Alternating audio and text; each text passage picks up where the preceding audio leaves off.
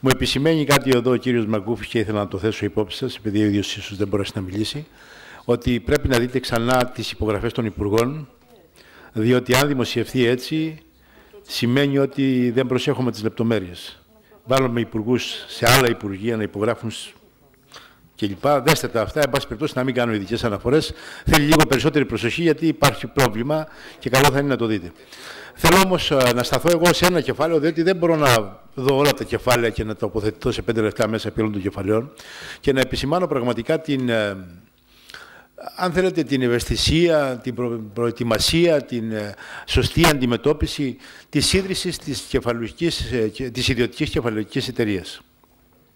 Θεωρώ ότι η ελληνική οικονομία και η ελληνική παραγωγή με την ευρία έννοια του όρου χρειάζεται μια νέα μορφή οργάνωσης που να δίνει τη δυνατότητα στις μικρές, στις μεσαίες επιχειρήσεις να μπορούν να λειτουργήσουν για να αντιμετωπίσουν τα μεγαθύρια που πολλές φορές δημιουργούνται από μεμονωμένα πρόσωπα σε διάφορους τομείς της οικονομίας. Χαρακτηριστικότερο παράδειγμα είναι αυτό που έχει να κάνει παράδειγμα με τους συνεταιρισμούς.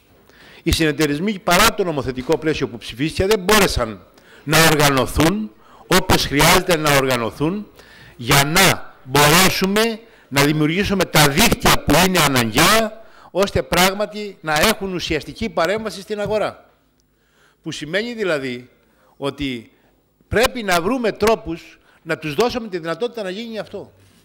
Και θεωρώ ότι είναι η χρυσή ευκαιρία, αν σε αυτό το νομοσχέδιο που περνάτε αυτό το νέο τύπο εταιρείας, που πάει για να διευκολύνει πράγματι τις μικρές και μεσαίες επιχειρήσεις, δοθούν λίγο περισσότερες αρμοδιότητες. Και ποιες είναι αυτές? Μία εγώ θα επισημάνω, γιατί νομίζω ότι όλα τα άλλα διαμορφώνουν ένα τέτοιο περιβάλλον και ενδεχομένως βέβαια με κάποιες μικρές διορθώσεις, αν χρειαστεί στο παρελθόν, μπορεί να ολοκληρωθούν, να πάρουν την τέλειά τους μορφή.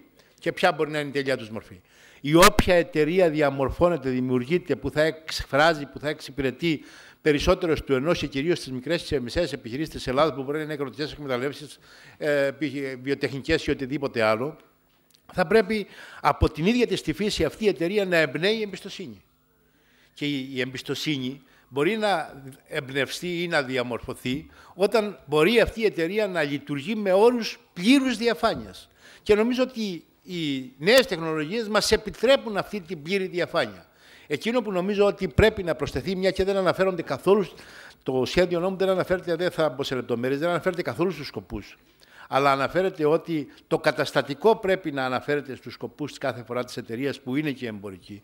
Νομίζω εκείνο που θα μπορούσαμε να συμπεριλάβουμε και ίσως θέλει μια ακόμα επεξεργασία, δεν είμαι και εγώ εντελώς έτοιμος αυτή τη στιγμή να το προτείνω, αλλά ίσως μέχρι τη δεύτερη ανάγνωση να μπορέσουμε να το κάνουμε αυτό πράξη σε συνεννόηση και ενδεχομένως και με τις υπηρεσίες του Υπουργείου, αν χρειαστεί, κύριε Υπουργέ, είναι να δούμε πώς μπορούν αυτές οι εταιρείες να λειτουργούν για λογαριασμό των μελών τους, χωρίς να χρειάζεται όμως αυτή η πλήρης διαδικασία και η διαχείριση που πολλές φορές είναι αυτή η οποία δημιουργεί τη δυσπιστία στους παραγωγούς και δεν θέλουν να συμμετέχουν. Δεν είναι χαρακτηριστικό το παράδειγμα των ΕΠΕ και αυτά που αναφέρονται στην εισηγητική έκθεση για τη δυσπιστία που υπάρχει σε διάφορες μορφές εταιριών που ισχύουν και υπάρχει νομικό καθεστώς σήμερα στη χώρα μας. Με αυτή λοιπόν την έννοια πιστεύω ότι αν δούμε πτυχές που θα μπορούσαν να ολοκληρώνουν αυτό το νέο νομικό και θεσμικό πλαίσιο και τη μορφή αυτής της εταιρείας, ίσως να λύσουμε ένα πολύ σημαντικό πρόβλημα της χώρας μας, που είναι το πώς θα ολοκληρώνουμε την κάθε παραγωγή, που είναι κάτι που μας λείπει και που οι μεγάλες επιχειρήσεις το κάνουν με πολύ μεγάλη ευχέρεια, πώς θα ολοκληρώνουμε δηλαδή τον παραγωγικό τομέα κάθε φορά, ώστε αυτός που παράγει να μπορεί με κάποια μορφή εταιρεία στην οποία θα συμμετέχει να έρθει σε επαφή απευθείας με τον καταναλωτή, άρα να ξεφύγουμε και από αυτό το μεγάλη διαφορά, την ψαλίδα όπως λέμε, που πολλές φορές διαμορφώνεται στις τιμές μεταξύ παραγωγού και καταναλωτού. Με αυτή λοιπόν την έννοια πιστεύω ότι είναι θετικές αυτές οι ρυθμίσεις και ήθελα να παρακαλέσω, κύριε Υπουργέ, εάν βρούμε με τις συνεργάτες σας διατύπωση που να καλύπτει και αυτό το κεφάλαιο, να παρακαλέσω να γίνει αποδεκτό. Ευχαριστώ πολύ. Ευχαριστούμε τον κύριο Στρατάκη. Έχει ολοκληρωθεί, κυρίες και κύριοι, ο κατάλογος των ομιλητών συναδέλφων. Επαναλαμβάνω, είναι 2-3 συνάδελφοι που είχαν εγγραφεί και πιστεύω ότι είναι στην Επιτροπή Οικονομικών. Εάν επιστρέψουν στον χρόνο που μας απομένει, θα τους δώσουμε το λόγο. Το λόγο έχουν τώρα οι κύριοι Υπουργοί. Κύριε Υπουργοί, ποιος με τη σειρά θα μιλήσει? Ο κύριος Ξινίδης, και θα κλείσετε εσείς, κύριε Υπουργέ. Πάει με τα μεγέθη του αναπληρωτού, κύριε Υπουργέ, ή από ευγένεια του παραχωρείτε το... Ωραία. Εντάξει, κύριε Πεταλωτή. Κύριος Υπουργός, λοιπόν, ο κύριος Πεταλωτής υποδεικνύει τον κύριο αναπληρωτή, τον κύριο Ξενίδη. Κύριε Ξενίδη, κύριε Υπουργέ, έχετε το λόγο για να απαντήσετε σε πάρα πολλά θέματα τα οποία έθεσαν από ό,τι αντιλαμβάνεστε. Ναι, κύριε Πρόεδρε, νομίζω ότι αρκετά από αυτά τα θέματα βέβαια τα απάντησα και στη χθεσινή επί της αρχής. Η αλήθεια είναι και χθες κάνατε λεπτομερή σχολεία. Θα προσπαθήσω να δώσω κάποια συμπληρωματικά στοιχεία και ζητήματα που τέθηκαν σήμερα με περισσότερη έμφαση. Πιο μπροστά όμως θα μου επιτρέψετε, και δεν ευθύνομαι εγώ αν για ακόμη μια φορά δεν είναι ο κ. Παπαδημούλης στην αίθουσα, θα μου επιτρέψετε να κάνω μια αναφορά λίγο σε αυτό που είπε ο κ. Παπαδημούλης. Κύριε Υπουργέ, συγγνώμη λίγο. Μπορείτε, σας παρακαλώ, να φωνάξετε τους συνάδελφους, γιατί ξέρω ότι είναι διάφοροι απ' έξω. Απαντούν οι υπουργοί, να απαντήσουν στις ερωτήσεις. Κάποιος να φωνάξει εδώ και στις αίθουσες δίπλα τους κύριους συναδέλφους να ακούσουν τις απαντήσεις των υπουργών. Λοιπόν, ο κύριος Παπαδημούλης, λοιπόν, είπε ότι στη χθεσινή μου τοποθέτηση τον εξύβρισα, χρησιμοποίησα υβριστικούς λέξεις, διότι χρησιμοποίησα, λέει, τη φράση υποκριτής. Μάλιστα, εγώ μίλησα για ότι ο χειρότερος υποκριτής είναι ο υποκριτής ηθικολόγος. Δεν κατονόμασα κανέναν. Εάν ο κ. Παπαδημούλης διεκδίκησε για τον εαυτό του αυτό το ρόλο, είναι δικό του θέμα. Αλλά δεν μπορώ να μην κάνω την αντιπαραβολή του πώς είναι δυνατόν να θεωρείτε ότι χρησιμοποίησα εγώ υβριστικούς λόγους, όταν στη δική του τοποθέτηση πριν χρησιμοποίησε τους εξής εκείνους: λαδιάριδες, παίρνετε μίζες από τη Siemens, ντροπή, ξεφτύλα, κομμένος και ραμμένος στα μέτρα της Siemens των γερμανικών συμφερόντων. Η κυβέρνηση παίζει τρίλιζα, η απόσυρση μυρίζει άσχημα. Αυτές είναι φράσεις που χρησιμοποίησε ο κ. Παπαδημούλης κατά την τοποθέτησή του και τις έχω πάρει από τα πρακτικά τα οποία ζήτησε να μου φέρουν. Αλλά γιατί έγινε όλο αυτό? Υπουργέ, διακόψω για μια ακόμα φορά. Ζήτησα και θα παρακαλώ στη Γραμματεία αυτές οι φράσεις, οι οποίες είναι υβριστικές, να μην γραφούν στα πρακτικά. Μα γράφτηκαν ήδη. Όχι. Δεν γράφτηκαν. Ζήτησα και θα παρακαλέσω να το κατάλαβα, κύριε Πρόεδρε, γιατί ο κ. Παπαδημούλης. Δεν είναι σωστό να εγγραφούν οι ύβριστες. Το κατάλαβα, γιατί ο κ. Παπαδημούλης χρησιμοποίησε χθες και τις λέξεις όπως ψεύτες, τις οποίες δεν τις βρήκα στα πρακτικά. Και εγώ ήμουν βέβαιος ότι μας αποκάλεσε ψεύτες με την κυρία Διαμαντοπούλου όταν καθόμασταν δίπλα, αναφερόμενος στη σύμβαση της Siemens. Λοιπόν, εν πάση περιπτώσει, αυτά είναι αυτά που πέρασαν στα πρακτικά. Γιατί όμως υπήρξε αυτή η παρουσία σήμερα και η έκρηξη του κυρίου Παπαδημούλη? Υπήρξε γιατί απλούστατα χθες αποκαλύψαμε την υποκρισία με αριστερό προσωπείο του ΣΥΡΙΖΑ μέσα στην αίθουσα, που για πρώτη φορά πήρε θέση υπέρ της επιχειρηματικότητας και των επιχειρήσεων, και ήταν για την θέση που πήρε κατά της άρσης της υποχρέωσης δημοσίευσης των ισολογισμών, που υπηρετεί εκδοτικά συμφέροντα, αλλά παρεπιπτόντως με τα εκδοτικά συμφέροντα υπηρετεί και τη δική τους κομματική εφημερίδα, την Αυγή. Λοιπόν, αυτό δεν τους αρέσει. Το επαναλαμβάνω, λοιπόν, για να γίνει απολύτως κατανοητό ότι αυτό είναι που τους πείραξε και είχα αυτή την προσωπική επίθεση. Και θέλω να πω στον κύριο Παπαδημούλη, ο οποίος με κατηγόρησε για απόδραση από το πολιτικό σκηνικό. Εγώ απέδρασα, αλλά απέδρασα 2,5 χρόνια πριν από το επάγγελμά μου, που είναι δικηγόρος. Ρωτάω ο κύριος Παπαδημούλης πόσα χρόνια είναι βουλευτής και ευρωβουλευτής? Πόσα χρόνια είναι?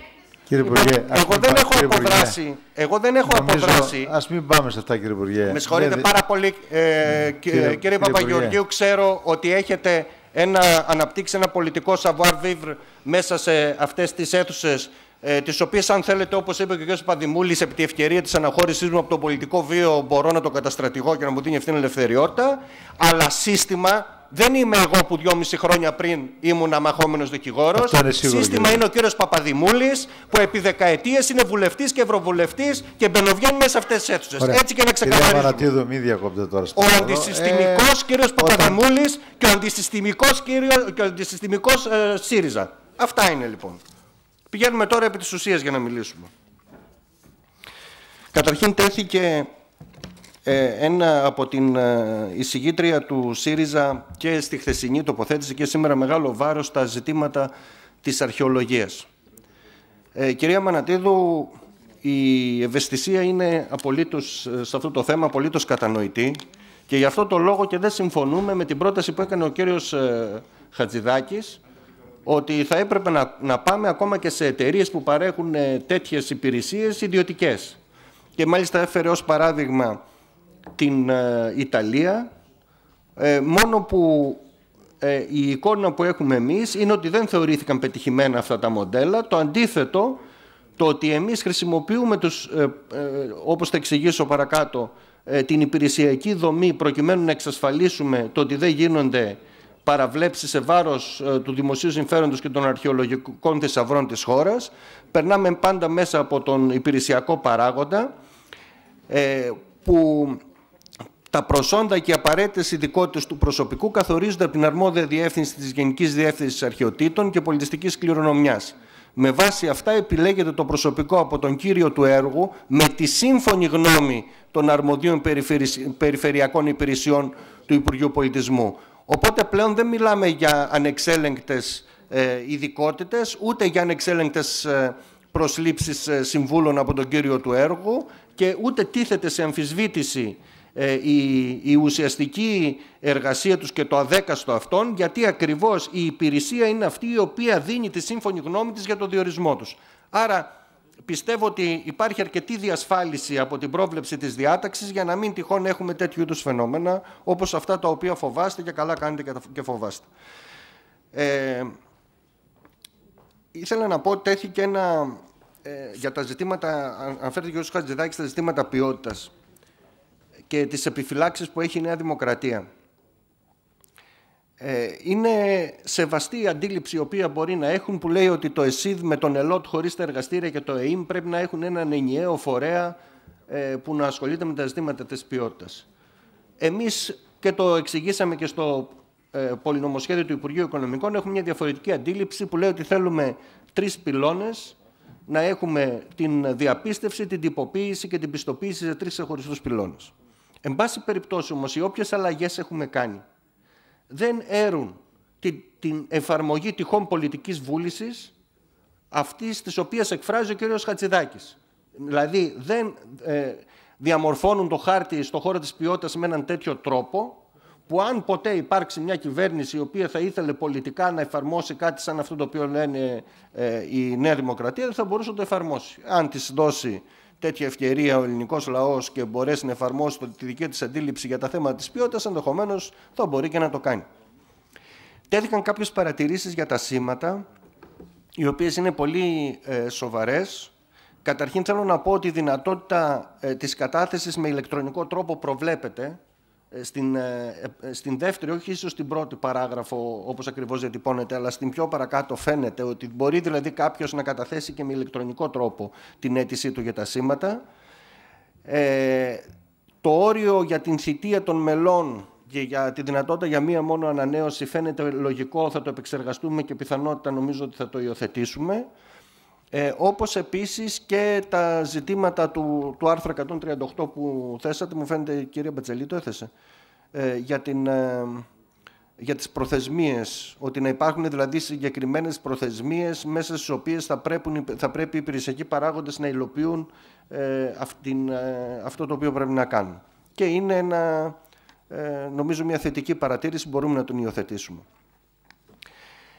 Σε σχέση με τους μεσίτες, νομίζω ότι μπορούμε και είναι σωστό να υιοθετήσουμε το να φύγει η μη δυνατότητα κάποιου ο οποίος είναι υπόδικος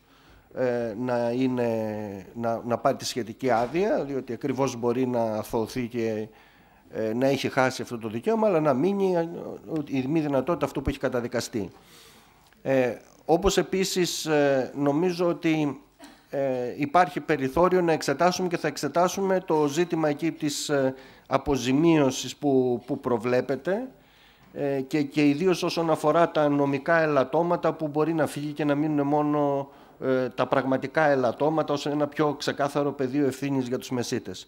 Και το θέμα της έγγραφης μεσιτείας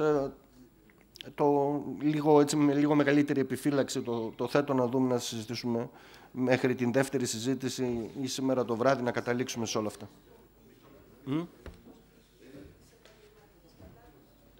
Κοιτάξτε, κυρία Μπατζαλή, ναι, θα σας πω. Η δική μας αντίληψη ήταν ότι ακριβώς θα έπρεπε να θέσουμε κάποιες μίνιμουμ προϋποθέσεις. Και ξέρουμε ότι και σε άλλες χώρες υπάρχουν και πανεπιστημιακού επίπεδου διπλώματα που αποδίδουν για να μπορεί κάποιος να κάνει αυτή τη δουλειά. Δυστυχώς όμως είχαμε μία αντίληψη από την πλευρά της Τρόικα, η οποία έλεγε ότι κάθε τέτοια διατύπωση κλείνει το επάγγελμα. Αυτό είναι μία αντίληψη η οποία δεν τη συμμεριζόμαστε εμείς. Να σκεφτείτε ότι μπήκε και ως όρος του να μην περιληφθεί ούτε καν η δυνατότητα της ύπαρξης απολυτηρίου λυκείου. Διότι θεωρήθηκε ότι αυτό ενδεχομένως είναι μια περαιτέρω δέσμευση προς το επάγγελμα. Συμφωνούμε επί της ουσίας μαζί σας, αλλά βλέπω ότι μάλλον θα ξοδέψουμε πάρα πολύ χρόνο για να πείσουμε τους δανειστές μας για το συγκεκριμένο ζήτημα σε σχέση με τις επιπτώσεις που θα έχει. Για το bake-off, η παρατήρηση που έγινε για το να υπάρχει μια σχετική ένδειξη, μια σχετική πινακίδα, τη βρίσκουμε απολύτως εύλογη, γιατί πάντα στη λογική μας ήταν να παρέχεται ή όσο δυνατόν περισσότερη πληροφόρηση στον καταναλωτή και στην επιλογή του προϊόντος. Άρα και το είπε και ο κύριος Βλάχος, το είπαν και πολλοί άλλοι συνάδελφοι, είμαστε θετικοί στο να υιοθετήσουμε, αρκεί να ελέγξουμε ότι τυχόν αυτό δεν μας δημιουργεί κάποιο πρόβλημα σε σχέση με την κοινοτική νομοθεσία. Είναι κάτι το οποίο το συζήτησα και με τον κύριο Χατζηδάκη και είπαμε λίγο ότι θέλει λίγο προσοχή, μην πέσουμε σε κάτι το οποίο δεν το βλέπουμε εκ πρώτης όψεως. Κύριε Μπατζαλή, δεν ακούγεστε. Διακόψτε, τι θέλει. Το άκουσε ο Υπουργός, δεν το ακούσαμε εμείς όμως και δεν καταγράφει στα πρακτικά. Θα σας απαντήσει εν κενό ο Υπουργός. Δεν πειράζει, ωραία, αφού το όχι, θα απαντήσω, έχει δίκιο. Συμπληρώνει τις απαντήσεις με κυρία Μπατζαλή και έχει απολύτως δίκιο, γιατί είναι κάποια πράγματα που μου διαφεύγουν και έχει δίκιο ότι πρέπει να ξεκαθαριστούν.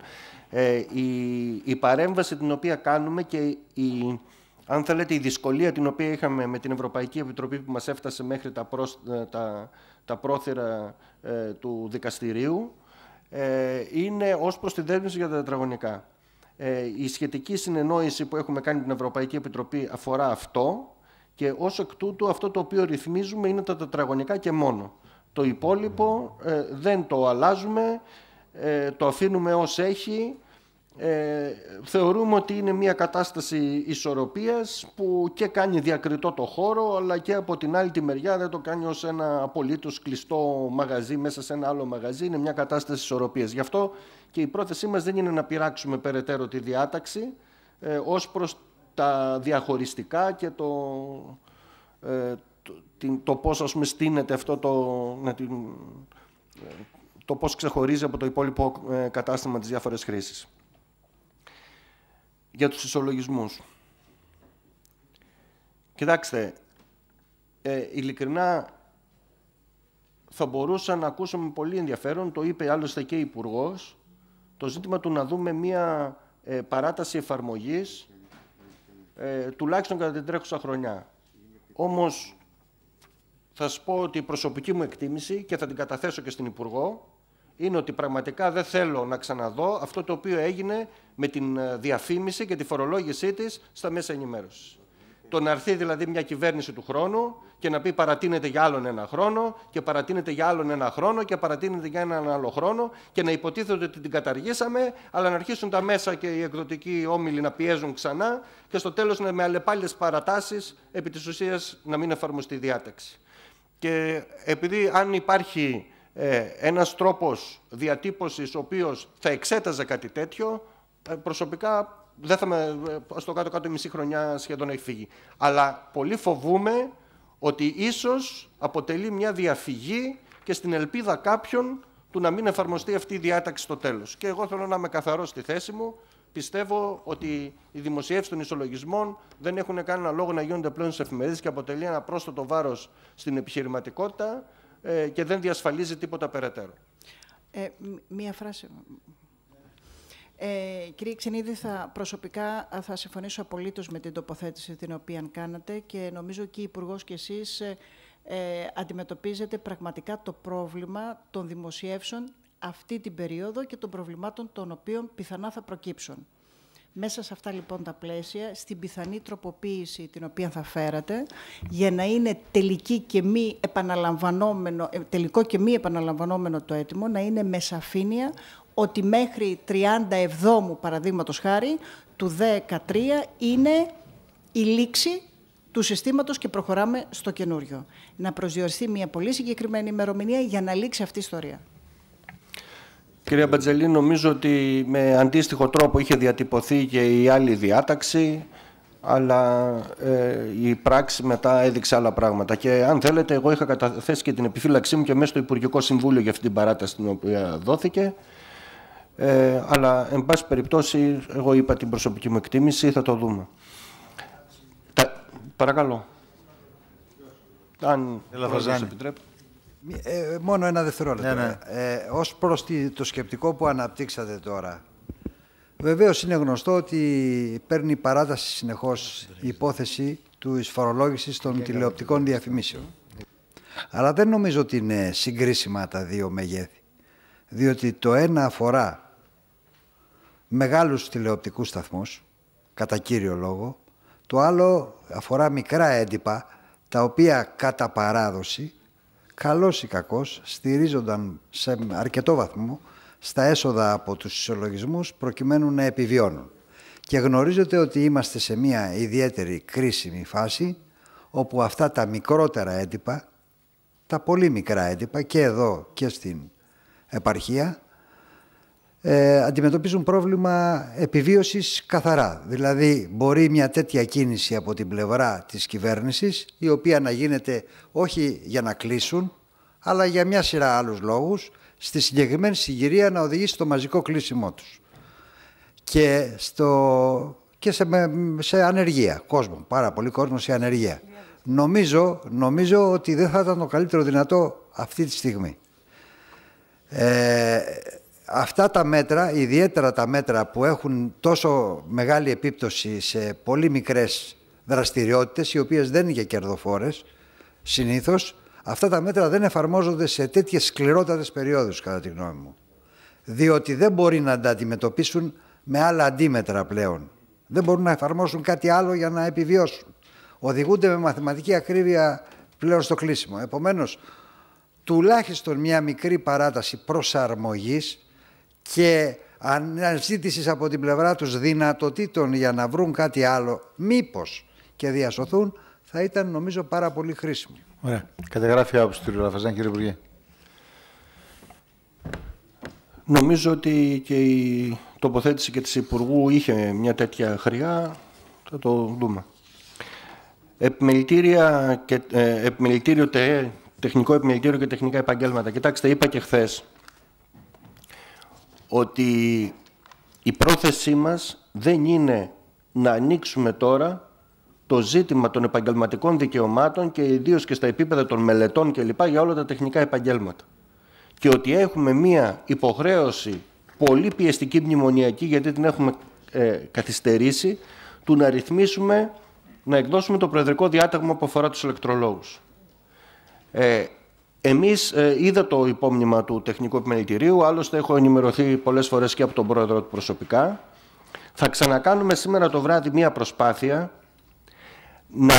να δούμε του πώς μπορούμε να διασφαλίσουμε πρώτον το να γίνει η μικρότερη δυνατή παρέμβαση αυτή τη στιγμή που να σας απελευθερώσει να κάνουμε σωστά τη δουλειά του προεδρικού διατάγματος και από την άλλη τη μεριά να νιώθει τη σχετική ασφάλεια ο τεχνικός κόσμος, είτε είναι των μηχανικών ανώτατης εκπαίδευσης, είτε είναι των τεχνικών που βγαίνουν από σχολές κατωτέρων βαθμίδων, ότι ούτε πρόκειται να ευνηδιαστεί κανείς και ούτε πρόκειται αυτή τη στιγμή να κάνουμε τέτοιου είδους παρεμβάσεις που να ανακατώσουν όλο το σύστημα σε σχέση με τα επαγγελματικά τους δικαιώματα και ιδίως όσον αφορά το θέμα των μελετών. Πιστεύω ότι παρότι είναι λίγο τεχνικό και λίγο ιδιόρυθμο το θέμα, Διότι ο σκοπός μας δεν είναι απλά να κάνουμε ένα προεδρικό διάταγμα το οποίο μετά από 1, 2, 3 χρόνια θα πέσει το Συμβούλιο Επικρατείας και θα ξαναρχίσουμε πάλι από την αρχή τα ίδια, διότι έχει ακολουθηθεί μια τέτοια τακτική η οποία δεν οδήγησε πουθενά και είπαμε ότι αν να δώσουμε μια λύση, να δώσουμε μια λύση που θα είναι βάσιμη. Λοιπόν, τους δύο σκοπούς θα προσπαθήσουμε να υπηρετήσουμε και νομίζω ότι σε τελική ανάλυση μπορούμε να το κάνουμε από κοινού, να τους εξυπηρετήσουμε και όχι να αντιμαχόμαστε μέσω ανταλλαγής επιθετικών σκέψεων και διατυπώσεων. Η διατύπωση τελείωσε. Η διατύπωση για το Ταμείο Εγκυοδοσίας που έθεσε ο κ. Μουσουρούλης, προφανώς πιθανόν το εθνικής να είναι μια παράβλεψη και θα το δούμε για να φύγει, όπως επίσης και τους άλλους εντοπισμούς. Για να πω και από μικροφόνο αυτό το οποίο μου παρότρινε ο πρόεδρος της Επιτροπής είναι ότι δεν ακουμπούμε τις ναυτικές ακαδημίες με το νομοσχέδιο αυτό. Έχει δίκιο ο κύριος Μουσουρούλης να παραπονείται ότι σε αυτήν την περίοδο η σχετική καθυστέρηση, η οποία ήταν απότοκο της αλλαγής της ηγεσίας και της νομιμοποίησης υπογραφής στο Υπουργείο μας, η καθυστέρηση στον ορισμό διοίκησης του ΕΛΟΤ δημιουργεί κάποια προβλήματα και η δέσμευσή μας είναι ότι άμεσα θα το λύσουμε αυτό το ζήτημα. Τέλος, ο κύριος Στρατάκης έχει εδώ και μέρες κάνει ένα πολύ μεγάλο αγώνα. Στρατάκης, σας αναφέρεται ο Υπουργός. Ναι. Έχει κάνει ένα πολύ μεγάλο αγώνα να βοηθήσει κυρίως τους μικρούς επιχειρηματίες στον πρωτογενή τομέα και να μπορέσουμε να βρούμε οχήματα μέσα από τα οποία θα μπορέσουν και αυτοί να κάνουν πιο αποδοτικά τη δουλειά τους και να κερδίσουν και την οικονομική και επαγγελματική τους αυτονομία, τις όποιες βελτιώσεις στην καινούργια μορφή της εταιρείας θα μπορούσαμε να δούμε προκειμένου να το πετύχουμε αυτό, βεβαίως μέχρι την Παρασκευή να το δούμε και να το βελτιώσουμε. Ήθελα να ευχαριστήσω όλους για τη σημαντική συμβολή. Εμείς θα προσπαθήσουμε σήμερα το βράδυ να ξεκαθαρίσουμε όλες τις βελτιώσεις οι οποίες έχουν προκύψει μέσα από τη συζήτηση, να ξεκαθαρίσουμε τη θέση μας επί των τροπολογιών που έχουν κατατεθεί, ούτως ώστε να μας δοθεί η δυνατότητα την Παρασκευή με καθαρό πλέον το πεδίο σε σχέση με το τι αποδεχθήκαμε, να κάνουμε περαιτέρω βελτιώσεις στην δεύτερη ανάγνωση. Ευχαριστώ πολύ, κύριε Ευχαριστούμε τον κύριο Υπουργό για την λεπτομερή και σήμερα τοποθέτησή του και τις επιμέρους απαντήσεις. Θέλω και εγώ να καταμαρτυρήσω από τη γνωριμία που έχω ότι είναι αντισυστημικός, άκρος αντισυστημικός πολιτικός ο κύριος Ξινίδης. Ναι, ωραία. Ναι, κύριε, εμείς είμαστε, ναι, αν έχετε κουράγιο και εμείς. Λοιπόν, θα ολοκληρώσουμε εκτός και πάλι, λέω, αν έρθει ένας εκ των συναδέλφων από την Επιτροπή Οικονομικών με τον Υπουργό Δικαιοσύνης, τον κύριο Πεταλωτή Γιώργο. Ευχαριστώ, κύριε Πρόεδρε. Για το μέρος του μεγάλου αυτονομοσχεδίου είναι αλήθεια, που αφορά το Υπουργείο Δικαιοσύνης. Θα ήθελα να απαντήσω πρώτα απ' όλα σε κάποιες ερωτήσεις που τέθηκαν από τον κύριο Χατζηδάκη, τον βουλευτή της Νέας Δημοκρατίας, και τον κύριο Ντουκάκη του ΛΑΟΣ. Όσον αφορά στον κύριο Χατζηδάκη, ο οποίος δήλωσε ότι κάποιες εταιρείες δεν εγγράφονται στο ΓΕΜΗ, ακριβώς αντίθετο συμβαίνει. Από τις ρυθμίσεις του νομοσχεδίου επιβάλλεται η καταχώρηση της ομόρυθμης εταιρείας αλλά και της ετερόρυθμης στο ΓΕΜΗ. Επίσης, ως προς την διαφορά της